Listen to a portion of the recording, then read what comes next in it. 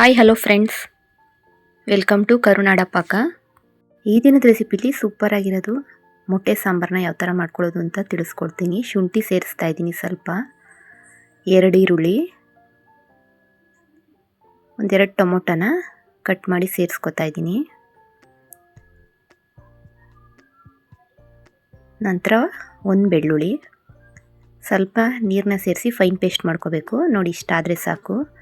1 ತವನ ಬಿಸಿಗಿಟ್ಟು ಸ್ವಲ್ಪ ಎಣ್ಣೆನ ಸೇರಿಸ್ತಾ ಇದ್ದೀನಿ. ನಾರ್ಮಲಾಗಿ ನಾವು ಮಾಡೋ ಮೊಟ್ಟೆ ಸಾರಿಗಿಂತ ಈ ಥರ ಮೊಟ್ಟೆ ಸಾರನ್ನ ಒಂದು ಸಲ ಟ್ರೈ ಮಾಡಿ ನೋಡಿ, ತುಂಬ ಚೆನ್ನಾಗಿರುತ್ತೆ. ಎಣ್ಣೆ ಸೇರಿಸಿದ್ಮೇಲೆ ಸ್ವಲ್ಪ ಚಿಲ್ಲಿ ಪೌಡ್ರು ಸೇರಿಸ್ತಾ ಇದ್ದೀನಿ, ಸ್ವಲ್ಪ ಅರಿಶಿನ, ಸ್ವಲ್ಪ ಉಪ್ಪನ್ನ ಸೇರಿಸ್ತಾ ಇದ್ದೀನಿ, ಒಂದು ಅರ್ಧ ಸ್ಪೂನಷ್ಟು. ಈಗ ಎಣ್ಣೆ ಒಳಗಡೆ ಸ್ವಲ್ಪ ತವದ ಮೇಲೆಲ್ಲ ಸ್ಪ್ರೆಡ್ ಮಾಡ್ಕೋಬೇಕು, ಇದೆಲ್ಲ ಹರಡ್ಕೋಬೇಕು ಸ್ವಲ್ಪ.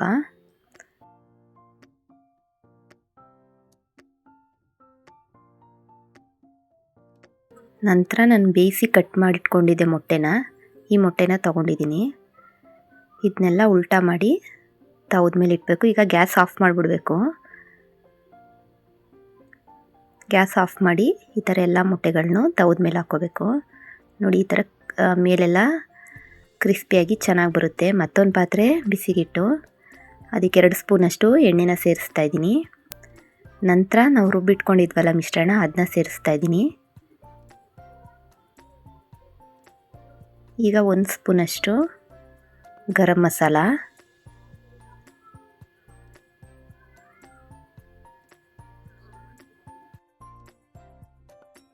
ಚಿಲ್ಲಿ ಪೌಡ್ರನ್ನ ನಿಮಗೆ ಖಾರ ಎಷ್ಟು ಬೇಕೋ ಅಷ್ಟು ನೋಡಿ ಸೇರಿಸ್ಕೊಳ್ಳಿ.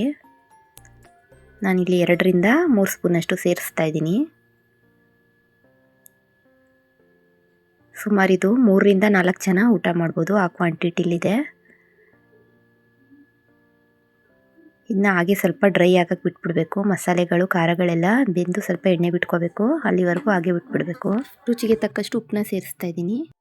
ನೋಡಿ, ಅದಾದರೆ ಸಾಕು. ಈಗ ಇನ್ನೊಂದು ರೌಂಡ್ ಮಿಕ್ಸ್ ಮಾಡಿ ನಮಗೆ ಸಾಂಬಾರು ಯಾವ ಥರ ಬೇಕೋ ಅಷ್ಟು ನೀರನ್ನ ಸೇರಿಸ್ಕೊಳ್ಳಿ. ಮೀಡಿಯಮಾಗಿ ಸೇರಿಸ್ಕೊಳ್ಳಿ, ಜಾಸ್ತಿ ತೆಳುನೂ ಬೇಡ ಗಟ್ಟಿನೂ ಬೇಡ, ಹದದಲ್ಲಿ ಮಾಡ್ಕೊಳ್ಳಿ. ನೋಡಿ, ಇದು ಚೆನ್ನಾಗಿ ಬೆಂದು ಆ ನೊರೆ ಎಲ್ಲ ಹಾರಿ ಈ ಥರ ಕುದಿ ಬರಬೇಕು. ನೋಡಿ, ಎಷ್ಟು ಚೆನ್ನಾಗಿ ಕಲರಿಶ್ ಆಗಿ ಬಂದಿದೆ ಮೊಟ್ಟೆ ಸಾರು. ನಾರ್ಮಲಾಗಿ ನಾವು ಮಾಡೋ ಮೊಟ್ಟೆ ಸಾರಿಗಿಂತ ಈ ಥರ ಒಂದು ಸಲ ಟ್ರೈ ಮಾಡಿ ನೋಡಿ. ಈಗ ಎಲ್ಲ ಮೊಟ್ಟೆಗಳನ್ನೂ ಸೇರಿಸ್ತಾ ಇದ್ದೀನಿ. ನೋಡಿ, ಫ್ರೈ ಮಾಡಿ ಇಟ್ಕೊಂಡಿರೋ ಮೊಟ್ಟೆಗಳನ್ನೆಲ್ಲ ಸೇರಿಸ್ತಾ ಇದ್ದೀನಿ. 1 ರೌಂಡು ಮಿಕ್ಸ್ ಮಾಡಿ 1-2 ಮಳೆ ಬಂದರೆ ಸಾಕು. ಇದೇನು ಜಾಸ್ತಿ ಬೇಯಿಸ್ಕೋಬೇಕಾಗಿಲ್ಲ, ತುಂಬ ಕ್ವಿಕ್ಕಾಗಿ ಬೇಗ ರೆಡಿ ಮಾಡ್ಕೋಬೋದು. ಅನ್ನಕ್ಕೆ, ಮುದ್ದೆಗೆ ಎಲ್ಲದಕ್ಕೂ ತುಂಬ ಚೆನ್ನಾಗಿರುತ್ತೆ.